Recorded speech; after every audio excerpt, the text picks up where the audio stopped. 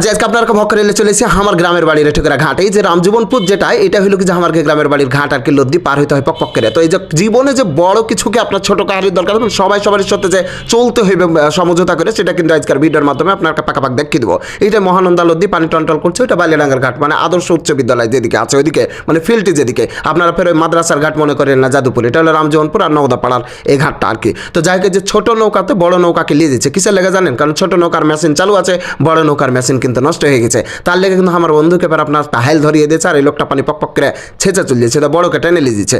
এর মানে কি বুঝলেন যে কখনো কখনো ছোট জিনিসকেও বড় জিনিসের প্রয়োজন হয় আর কি। আর লাস্টের দিকে ফের আরেকটা আপনার গেলে ভিডিও আছে, সেটা বুঝতে পারবেন। তো এই যে আমরা ঘাট পার হচ্ছি এখান থেকে কিন্তু আমরা ইউনিয়ন পরিষদে যাই আর কিন্তু একবারে মানে মেলা দেরি হয়ে যায়। আর এই বালিয়াডাঙ্গার মানুষ কিন্তু এই ঘাট দিয়ে পার হয়ে কিন্তু একবার দুবার করে ঘাট পার হয়, বুঝতে পেরেছেন?